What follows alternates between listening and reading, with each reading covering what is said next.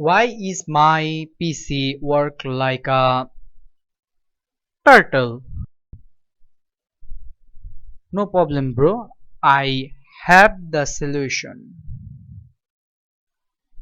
Brother দেখেন mainly এইটার দুইটা রিজন আছে আপনার কম্পিউটার স্লো কাজ করার, হার্ডওয়্যার অ্যান্ড সফটওয়্যার। আমাদের ফার্স্ট টপিক হচ্ছে হার্ডওয়্যার। সো হার্ডওয়্যারের মেইনলি আমরা যে তিন ধরনের স্টোরেজ টাইপ আছে সেইটার ব্যাপারে আজকে প্রথমে কথা বলবো। আই থিঙ্ক ফার্স্ট হচ্ছে এসডিডি, সেকেন্ড হচ্ছে সাটা এসএসডি, থার্ড হচ্ছে এনভিএমই এসএসডি। সো আমাদের ফার্স্ট যেটা আমরা নিয়ে কথা বলবো সেটা হচ্ছে এসডিডি। মেইনলি এটার ভিতরে এই ধরনের মেকানিক্যাল পার্টস থাকে যেটা এক ধরনের সিডি যেটা ঘুরে এবং রিড রাইট করে। এই ধরনের মেকানিক্যাল পার্ট থাকার কারণে এটার স্পিড অনেক কম, এটা মোটামুটি 150 এমবিবিএস এর মতো আর কি রিড রাইট দিতে পারে। দ্যাটস যেটা ভাই যথেষ্ট না আজকের 2025-এর ক্ষেত্রে। আর সাটা এসএসডি যেটা আছে, ইয়েস এটা এসডিডি থেকে যথেষ্ট ফাস্ট। এটার মোটামুটি 450 থেকে 500 এমবিবিএস এর মতো আর কি রিড রেট দিতে পারে, যেটা ভাই আপনি যদি নর্মাল এমএস এর কাজ করেন তাহলে ওকে। বাট এগুলোর এত কম রিড রেটের কারণ হচ্ছে এই ধরনের সাটা কানেক্টর গুলো, যার কারণে এগুলোর রিড রাইট এই SDD and SATA SSD read rate এত কম হয়, রিড রাইট স্পিড এত কম হয়। সো এখন মেইন ব্যাপার হচ্ছে কি যে ভাই ধরেন আপনি যদি গেমিং করতে চান বা ভিডিও এডিটিং করতে চান তাহলে এই ধরনের এসডিডি বা এসএসডি দিয়ে ভাই আপনি করতে পারবেন না। গ্রাফিক্স ডিজাইন তো ছাড়েন, নর্মাল ভিডিও এডিট করতেও অনেক ঝামেলা হয়ে যাবে। সো আপনাদের কাছে যদি এই ধরনের স্টোরেজ থাকে তাহলে আমি বলবো যে ভাই আপনি আপডেট করতে। আর আপডেট করবেন তো কিতে করবেন? এনভিএমই এসএসডি তে আপনি এনভিএমই এসএসডি তে আপনি আপডেট করবেন। সো দেখেন মেইনলি এনভিএমই এসএসডি তিন ধরনের হয়, gen 3 SSD, gen 4 and gen 5। এই দুইটার মধ্যে এই তিনটার মধ্যে মেইনলি স্পিরিটের অনেক বেশি তারতম্য দেখা যায় বা ডিফারেন্স দেখা যায়। সো যেমন ধরেন জেন 3 যে এসএসডি গুলো আছে এইগুলার স্পিড মোটামুটি 3500 থেকে 3000 এমবিবিএস এর মতো পাওয়া যায়। জেন 4 এর স্পিড আপনি মোটামুটি 7000 থেকে 7500 রিড রাইট স্পিড পেতে পারেন। আর জেন 5 মোটামুটি 12000 12500 এর মতো আর কি রিড রেট দিতে পারে। এগুলো রিড রেট এত বেশি হয় কারণ এগুলোর এই যে মাদারবোর্ডের সাথে সরাসরি কানেক্ট থাকে তো সিপিইউ লাইনে, যার কারণে এগুলো রিড রেট অনেক বেশি হয়। So don't use SDD. At least আপনি একটা জেন 3 এসএসডি ইউজ করতে পারেন, অ্যাটলিস্ট আপনি একটা জেন 3 এসএসডি ইউজ করেন। আর যদি তারপরে আপনার যদি বাজেটে না হয় তাহলে আপনি একটা সাটা এসএসডি মিনিমাম ইউজ করেন। বাট স্টিল আপনি গেমিং বা এডিটিং এগুলোর জন্য রিকমেন্ডেড নয়। 2025-এ এসে ভাই রিকমেন্ডেড হচ্ছে আপনি অ্যাটলিস্ট একটা জেন 3 এসএসডি ইউজ করেন। আর যদি আপনার কাছে বাজেট থাকে, you have the budget, then gen 5 is everything man. Gen 5 is everything. এটা আপনার পিসি কে টার্টল থেকে আপনার পিসি কে কি বলে সনিক বানিয়ে দিবে। Jokes apart. সো এখন মেইনলি আশা করি আপনারা হার্ডওয়্যার নিয়ে আর কোনো কনফিউশন থাকার কোনো কথা না। আমরা let's jump to software section. So brother মাঝে মাঝে দেখা যায় যে ধরেন আমাদের সিস্টেমে একটা ডিসেন্ট এসএসডি আছে, বাট তারপরেও আমরা কাঙ্ক্ষিত যে স্পিডটা পাওয়ার কথা বা যেটা পাওয়ার কথা ছিল এটা রিড রাইট ওই রকম আমরা পাই না। বা ধরেন আপনি আগে অনেক বেশি স্পিড পাইতেন, বাট বর্তমানে দেখা যাইতেছে আপনি আগের মতো রিড রাইটের স্পিডটা পাইতেছেন না। সো এই ক্ষেত্রে সমস্যাটা আপনার হার্ডওয়্যারে না, এই ক্ষেত্রে আপনার সমস্যাটা হচ্ছে আপনার সফটওয়্যারে। আমরা উইন প্লাস আর মানে আমাদের যে কমান্ড প্রম্পট আছে এইটাকে আমরা ওপেন করব, রান কমান্ডটাকে ওপেন করব। এখানে আমরা টিইএমপি এইটা লিখবো এবং তারপরে ইন্টার দেব। যদি আপনার নিউ উইন্ডোজ হয় তাহলে আপনার এরকম একটা পারমিশন চাবে, আপনি কন্টিনিউ করে দিবেন। সো কন্টিনিউ করার পরে আপনার এইভাবে অনেকগুলো আনওয়ান্টেড ফাইল আসবে। সো এগুলোকে কন্ট্রোল এ দিবেন অল সিলেক্ট করে আপনি ডিলিট করে দিবেন, শিপ ডিলিট দিবেন যাতে এগুলো সম্পূর্ণ পার্মানেন্টলি ডিলিট হয়ে যায়। হয়তো দুই একবার আপনার কন্টিনিউ চাইতে পারে, এভাবে পারমিশন চাইতে পারে, আপনি দিয়ে দিবেন। যদি কয়েকটা না হয় তাহলে ট্রাই এগেন দিবেন, তারপরে না হলে আপনি স্কিপ দিয়ে দিতে পারেন ওই ফাইলগুলো। সো আপনার আমরা নেক্সটে আর একটা কাজ করব। আপনি আবার কমান্ড রান কমান্ড খুলে আপনি এখানে temp পার্সেন্ট এটা টাইপ করবেন,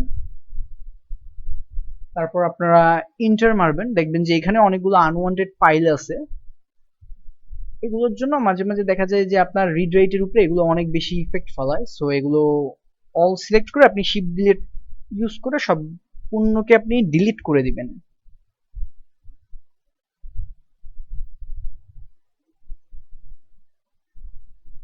ডিলিট করে দিবেন। সো দেখা যাবে কি পরে যে এইগুলোর মধ্যে কয়েকটা ফাইল আছে যেগুলো আপনাকে মাঝে মাঝে ট্রাই এগেইন চাইতে পারে। সো ওইটা নিয়ে চিন্তা নাই, আপনি ট্রাই এগেইন দিয়ে দিবেন, না হলে আপনি স্কিপ মারতে পারেন ওই ফাইলগুলোকে।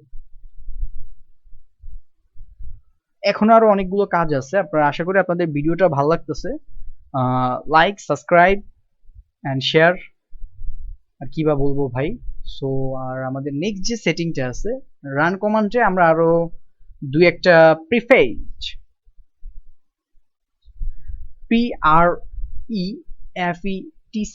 প্রিফেচ এটা আপনি টাইপ করবেন এবং তারপর আপনি এখানে পারমিশন চাইতে পারে সেম টাইপের, আপনি কন্টিনিউ করে দিবেন যদি চায়, আবার নাও চাইতে পারে। এখানে অনেকগুলো আনওয়ান্টেড ফাইল আছে, আপনি এগুলোকে কন্ট্রোল অল দিবেন এবং তারপরে আপনি এগুলোকে ডিলিট দিয়ে দিবেন। একবারে সোজা কথা যেটা, আপনি এগুলোকে ডিলিট দিয়ে দিবেন। সো ওইগুলোকে ডিলিট দেওয়ার পর আপনারা আরেকটা কাজ করবেন, পার্সেন্ট এফ ডাটা পার্সেন্ট, এইটা একটু সংবেদনশীল ব্যাপার। হ্যাঁ, এটা একটু ইম্পর্টেন্ট। আপনি এই পার্সেন্ট এফ ডাটা পার্সেন্ট এটা দিয়ে এন্টার মারবেন, তখন দেখবেন কি এখানে কিছু অ্যাপ আছে, এই অ্যাপের বিভিন্ন ডাটা আছে, এগুলো আমাদের এসএসডি কে আর কি মাঝে প্রায় স্লো করে দেয়। বাট এখান থেকে আপনি সব, এখানে একটা ওয়ার্নিং আছে, হ্যাঁ এখানে একটা ওয়ার্নিং আছে, এখান থেকে এমন কোনো অ্যাপের কোনো ধরনের ডাটা ডিলিট করবেন না যেটা বর্তমানে আপনি ইউজ করতেছেন বা ভবিষ্যতে আপনার লাগতে পারে।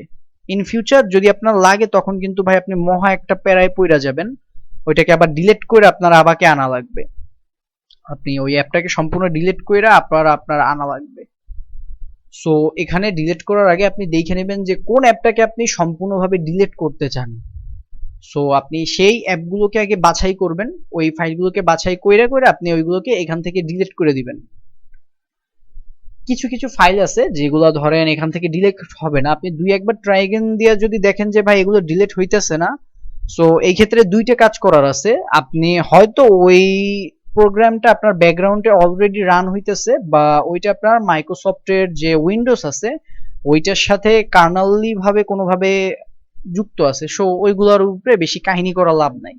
এরপরে হচ্ছে আমরা আমাদের উইন্ডোজের যে মেইনটেনেন্স আছে, হ্যাঁ আপনি ঠিক শুনছেন, উইন্ডোজের মেইনটেনেন্স আছে একটা ব্যাপার।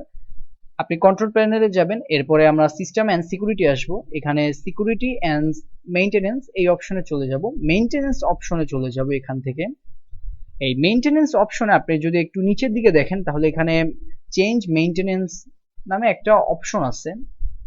এখানে অটোমেটিক মেইনটেনেন্স হয়, এটা একটা টাইম পরে আপনার উইন্ডোজটাকে অটোমেটিক আর কি মেইনটেনেন্স করে। এখানে এই যে বক্সটা আছে, allow schedule maintenance two wake up my computer at the schedule time, তো এই জিনিসটা অনেকেরই দেখা যায় অফ থাকে, আপনি এটাকে অন করে দিবেন, বুঝছেন, এটাকে আপনি অন করে দিবেন। যদি আপনার যদি আপনার অন করা থাকে তাহলে সমস্যা নাই, কারণ এইটা যদি আপনি দেন তাহলে আপনার এই যে ব্লু স্কিন ইরোর যেটা আছে এইটা অনেকাংশ কমে আসতে পারে। আমি বলতাছি না যে আপনার এই ব্লু স্কিন ইরোরটা সম্পূর্ণভাবে সলভ হয়ে যাবে। সো নেক্সট আমরা এখানে আসবো, এখানে ক্লিন এমজিআর এইটা ক্লিক করব রান কমান্ডে এসে। এখানে দেখবেন কি এখানে আপনার যে ডিস্ক ক্লিন একটা অপশন খুলে যাবে, অপশন বলতে এটা আপনার যে সি ড্রাইভটাকে আছে বা আপনি অন্য অন্য ড্রাইভও এখান থেকে সিলেক্ট করে আপনি এটাকে ক্লিন আপ করতে পারেন। এখানেও একটা ব্যাপার আছে, উল্টাপাল্টা কিছু ক্লিন করবেন না।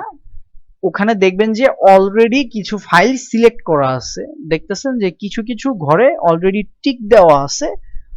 এখানে কোনো কিছু সিলেক্ট করার আপনার দরকার নাই, যে কয়টা সিলেক্ট করা অলরেডি থাকবে আপনি শুধু ওই কয়টাকেই আপনি ক্লিয়ার করে দিবেন, ইন্টার করে করে ক্লিয়ার করে দিবেন। হ্যাঁ, এখানে আমরা আরেকটা অপশন আমি আপনাদেরকে বলতে ভুলে গেছি, না নিচে একটা অপশন আছে ডাইন সাইডে, যদি আপনারা দেখেন তাহলে সেটা হচ্ছে ভিউ অ্যাচিভ মেসেজেস।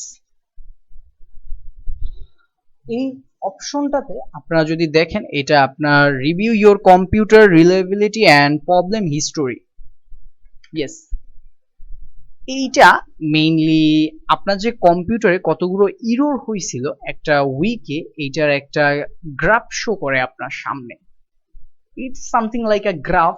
ধরেন আপনার উইন্ডোজ কতবার ক্র্যাশ করছে, বা যদি উইন্ডোজ প্রপারলি শাটডাউন না হয় সেটা আপনারা দেখতে পারবেন। এখানে যে কোনো ধরনের ঝামেলা হইতে পারে, ড্রাইভার আপডেটে ইস্যু হইতে পারে, বা কোনো একটা সফটওয়্যারের ইরর হইতে পারে।